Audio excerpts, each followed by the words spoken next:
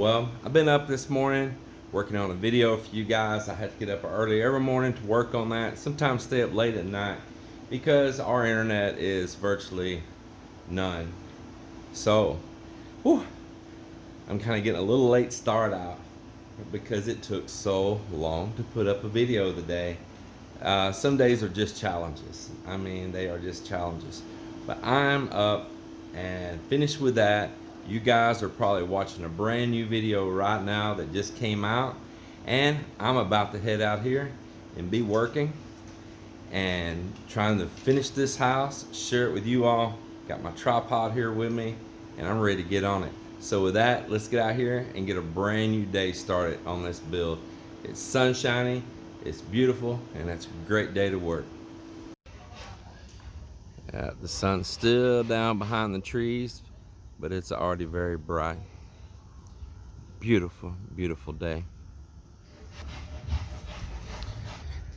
And let's see where the day is beginning here. Today is Tulilot, as we call him, the Lollipop King. Today is his birthday. So Joanne, his mom, and Marvin, Melinda's brother, his dad, they've been gathering up stuff for a birthday party for him for days, for a couple of weeks. And it's a big thing here in the Philippines. We just attended one this past weekend. Saw this guy there too. For Melinda's goddaughter, which goddaughter thing, godson, that's very, very common throughout the Philippines. But it's a pretty good time. They had some great food and all there, and everybody was just enjoying themselves. So it's probably gonna be another day like that. Hey, Mama, did he get karaoke? Yes. He got karaoke also. Videoke. Yeah, videoke, not karaoke, videoke. Yeah, we are in the Philippines. It's videoke, not karaoke. Videoke. Yeah. And this guy right here is very jokey. All right, well, my partner here, my work partner's here, so we're gonna work for a while, because I bet you're gonna go attend that birthday party later too, don't you? Yeah, see, I know it. So today may not be a full work day, and I'm understanding of it. First of all, it's my little cute nephew. I love that boy, and he loves me. Second of all, it's family, and plus, you know, the happy day is the most important thing. All this other's still gonna be here, even if it takes it another day, it's still gonna be here. We're gonna work for a while, and I don't know how long today's gonna last, but we're gonna get started. So here we go. First thing happening here is Mike soaked this little thin 1/4-inch plywood right here. He soaked it and got it pretty wet, so it's more able to bend and take form and not split and just crack. And we're gonna put it underneath right here, forming the bottom of this archway. So we're about to get up here and take some small nails and start getting this shaped up there, and we'll nail it into the 3/4-inch plywood right along the edges, kind of like riveting it in a way. And then to come back and give it support over that is up here on the form. You see I've got cocoa lumber. For some of you that don't know what cocoa lumber is, it's just lumber that's been made out of coconut trees, and it's very common here because, you know, they don't have a lot of lumber industry here like we do in the West. So this is like the go-to use run-of-the-mill lumber for building projects. So right there I got a cocoa lumber and a cocoa lumber, and I've got the 3/4-inch plywood as well, so it gives us a lot of surface to nail to. So as I said, we'll be riveting it with small nails down through here, letting it take form. And then to give it support for the weight of the concrete, we'll be placing these across it, because that'll be like the belly of it and it'll have a lot of weight on it. We'll be placing these across it, just random junk, leftover pieces of cocoa lumber, and this will continue on underneath there, making that arch.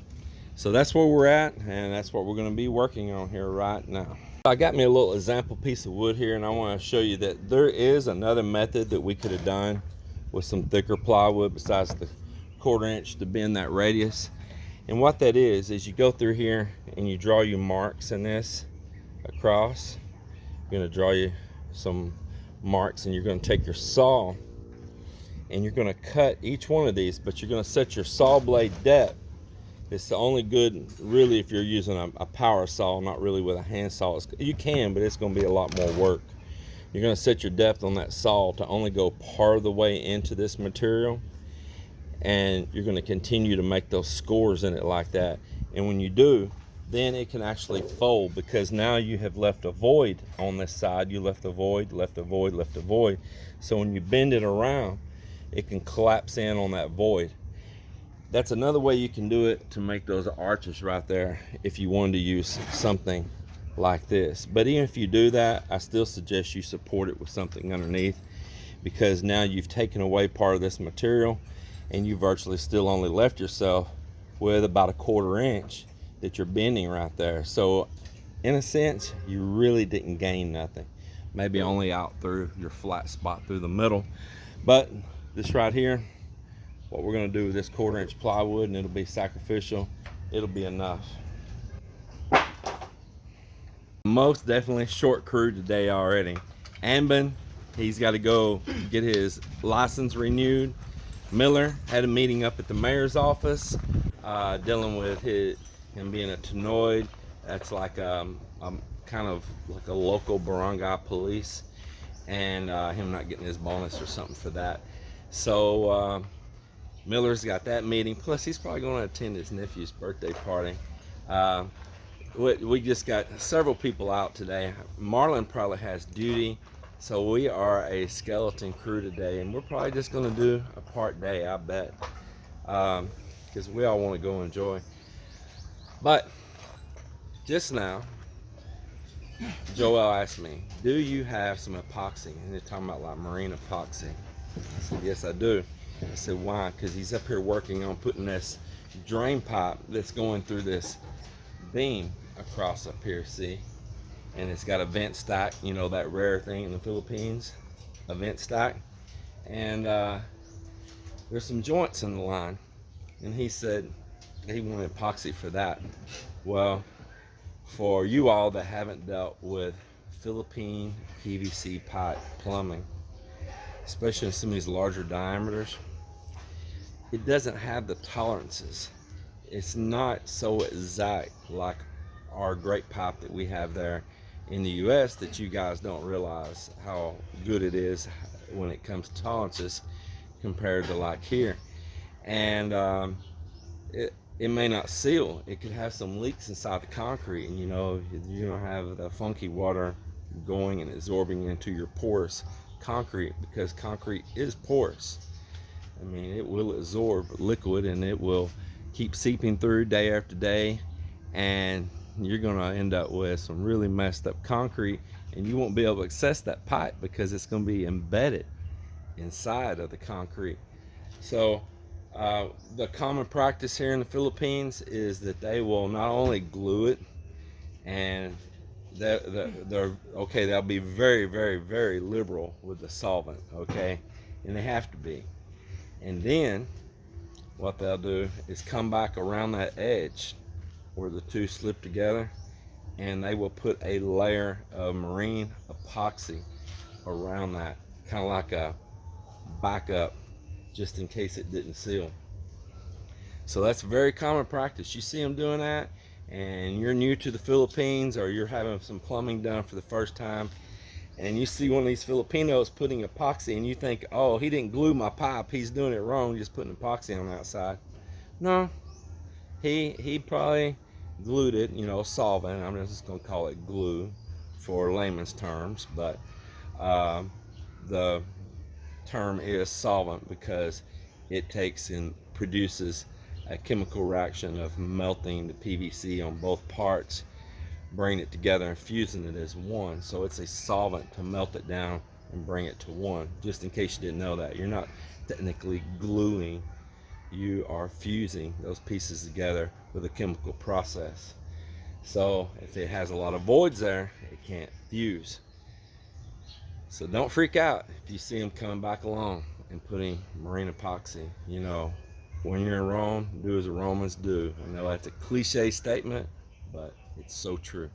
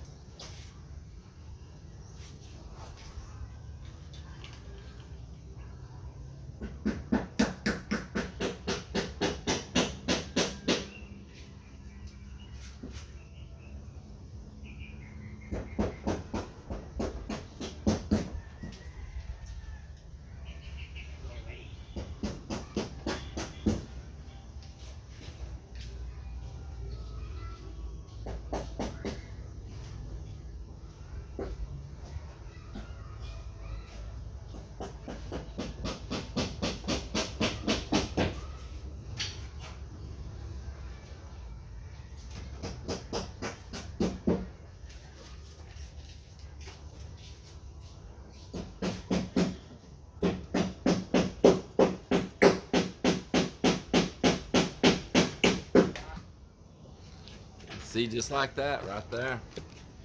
That wet plywood. There it is.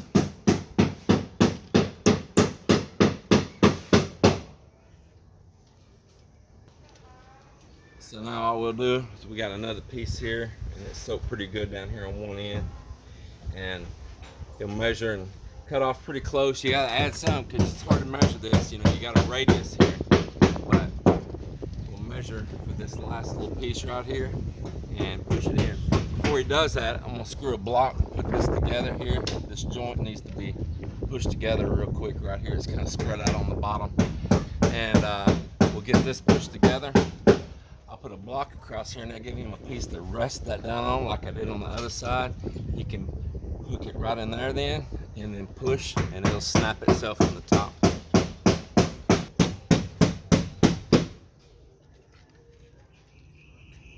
See, as I did right there. So there we go right there. Yes. We got that put together, see, nice and tight. So now, not only will this block serve to hold the two halves of the form together at the bottom here at the column, but it gives him a ledge to put that plywood against to bend that radius.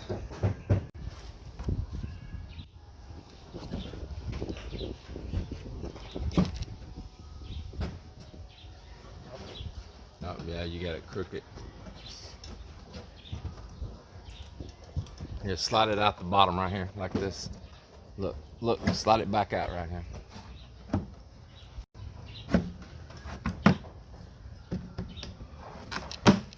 Problem is that bowing right there. How you gonna get inside there to nail it down? How you gonna nail it down? Yeah. Huh? Yes. How will you make it go down on the cocoa lumber? Inside. How? There's no Here. room. Beam. There's no room. What cocoa lumber and nail. Yeah, put Inside the the cocoa, no. So here's what you do. Take that back off. Nail it first. Nail the cocoa lumber first onto that piece, and then put it up there.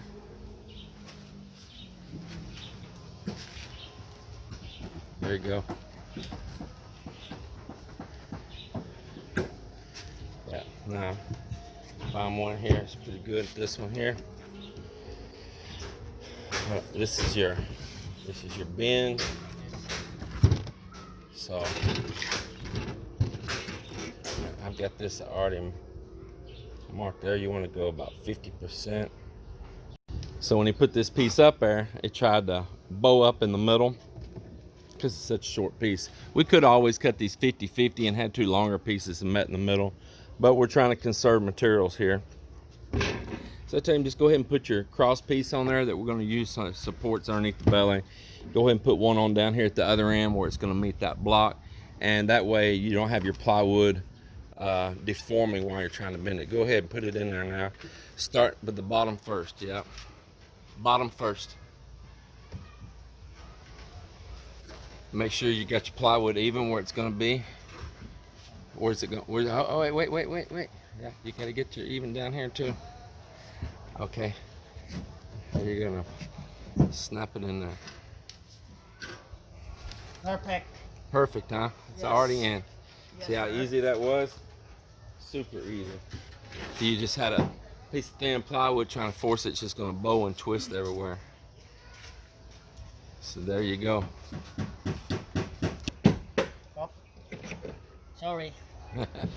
You would do it right when I turn the camera on, wouldn't you? Huh? Say, look here, he's going to turn on the camera. I'm going to miss this nail big time. And then it's going to kick your butt coming out.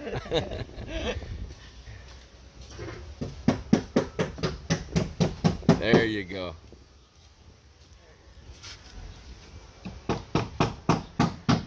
So there we have it right there. See that nice beautiful fit right there? Looking very, very good. All right, so what else I've done, I've been gathering up just junk, leftover cocoa lumber we got around here. This piece here, I use it as kind of a template, and I pre-drilled me some holes in each end. If you want to know why I pre-drilled holes in it, is because this is some old cocoa lumber, and man, some of it turns as hard as concrete, and the next piece you pick up will be just as soft as butter. So you never know what's going to happen. But when this cocoa lumber cures, man, if it's still a good piece, it's got a lot of resins in it, it is hard. So I just take and pre-drill a hole, and that's easier for them to get a nail in through there. And I'm not going to waste all my screws on this. It can just be ripped back apart. And we're going to put all of these underneath the bottom just like those. It's going to be constant with it, just using up scrap pieces. So I've been pre-drilling them right at the width of where it's going to go, and we'll start just putting those all across underneath there. They don't have to be pretty. I don't need to cut them all perfect matching length or nothing. See what he started nailing those scabs on right there on the outside, and I said, man, you know what, before we do that, we had a scrap of that plywood already cut down the width just laying here. I said, man, let's double that joker right out there in the middle, and that'd give us a 1/2 inch of plywood right there, and that's where it's going to have a lot of pressure pushing down. That I want to keep that looking nice and flat. You know, there's less chances of it pushing on that that's in that bowed radius right there. They're always strong. Our radius is always strong. But out on that flat area right there, man, that'd be great to double that up. Hey, I want to teach you something.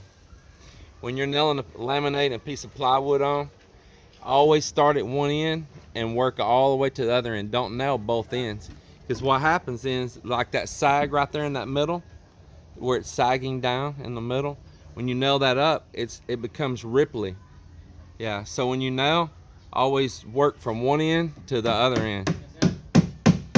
I think one of the reasons he did that is because to help hold it up while he's nailing. If you're going to do that, you just want to tack your one on this end that's going to hold it up and leave it where you can pull it back out easy.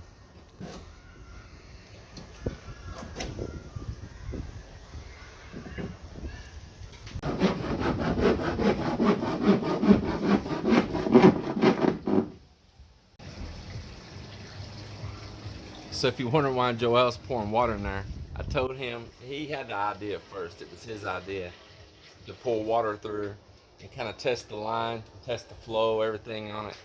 And said, you know what? You got a good idea there, but let's improve on it. And let's put a 90 on each end. And he put a pipe down there sticking up out of the 92.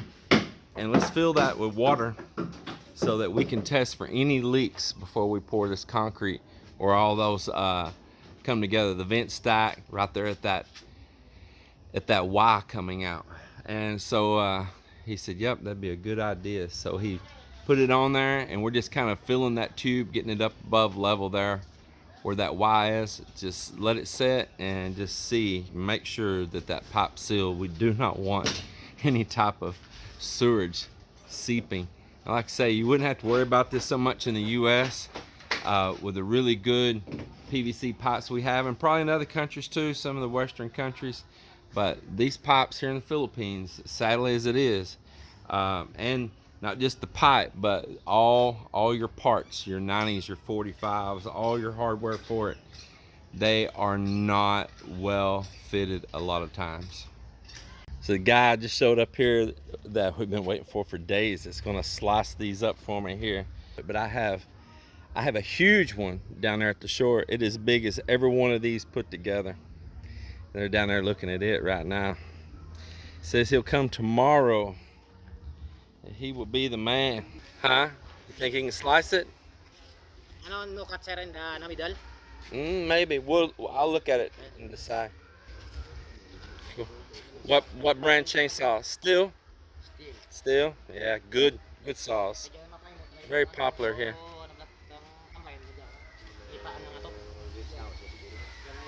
Yeah, I'm very excited for that. It's gonna be beautiful.